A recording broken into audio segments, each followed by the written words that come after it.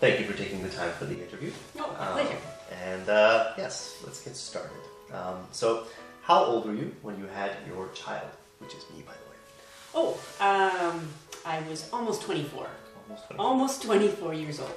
And what was that like? I mean, one day you're not pregnant, and then one day you are.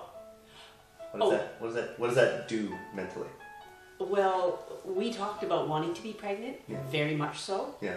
So, one day I'm not, and then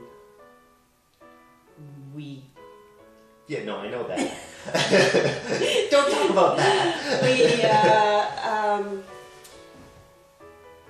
At first, the concept of it made me a little apprehensive. But I'm genetically predisposed to anxiety, or I was. Okay. And then when I talked about it to some of my best friends, they went, "You will be an awesome mom."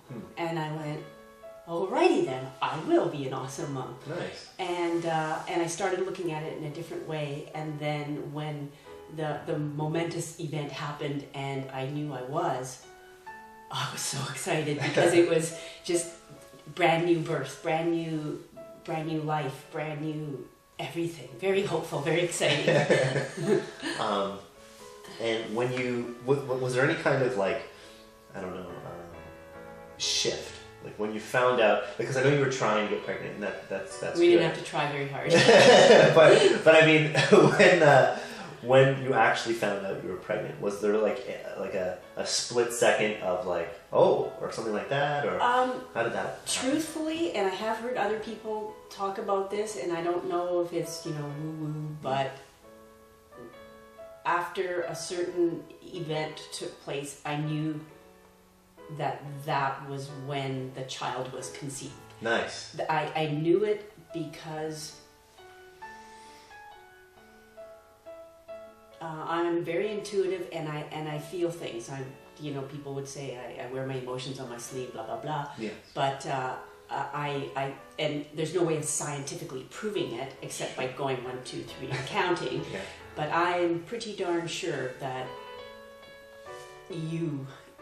the child, was forming, and then I had dreams, and then I had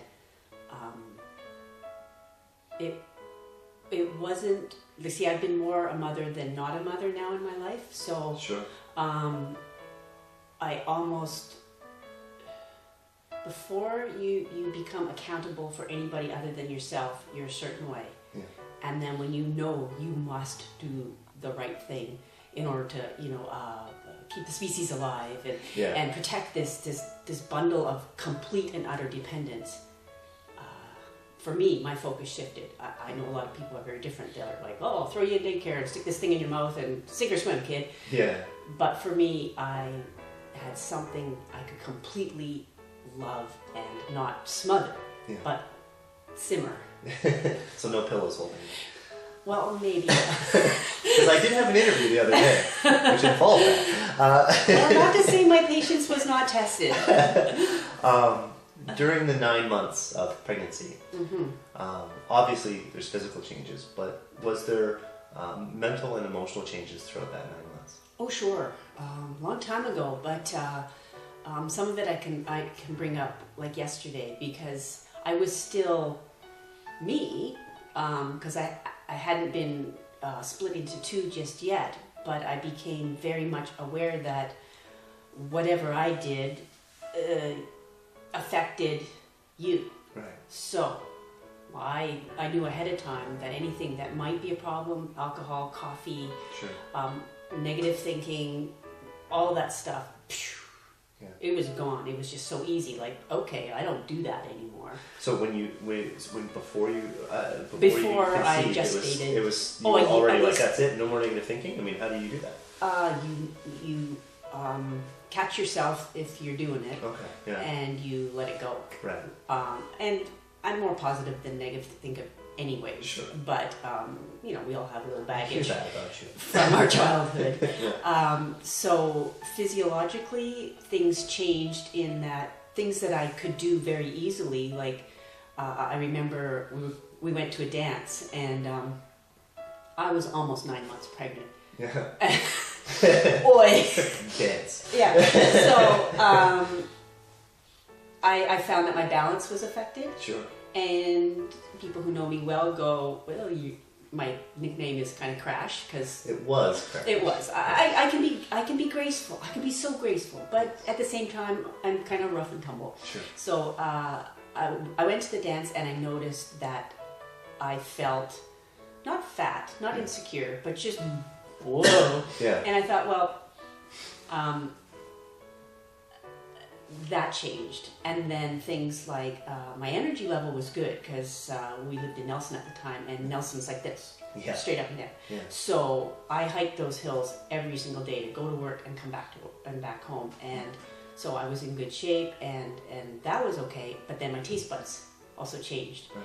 And you hated onions even here. Yeah. And so I couldn't stand the smell of them, so I couldn't cook them. And then what I did like, or what you liked, was mashed potatoes and butter. Yep. So I found myself doing a lot of that, and I'm going, what's up with this? Yeah, yeah. And then the last month, I just made a conscious choice that I was too big to be doing anything, and I wanted to nest. Sure. And I just wanted to be at home with my bubble. Okay.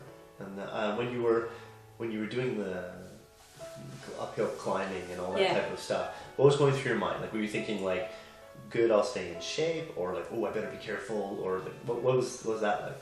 I was thinking I need to get home, and it actually never occurred to me to take the bus. Oh, okay. There were bus stops there, and actually what would happen is I would hike all the way up to this one gig, and then all the way back, and then all the way back up. And just when I was getting home, and it was hot, very, very hot in my about 8th month or so. Sure. Your dad would just get up the hill and go, hey, good looking, want to go for a swim? And I'd be like, oh, I just go. And I go, yes, because I'd just be pouring. But sure. I like moving, and my ankles were okay during that time, and I had not seen beautiful, healthy, pregnant people until we moved to the Kootenays. So I didn't know that was possible. And then I saw all this life in abundance, and it's not a disease, it's just this beautiful bubble. And I went, I want some of that. So, cool. Health has been something I've trying to tweak as I go along. And now I'm accountable for someone else's health. Yeah. It was all the more important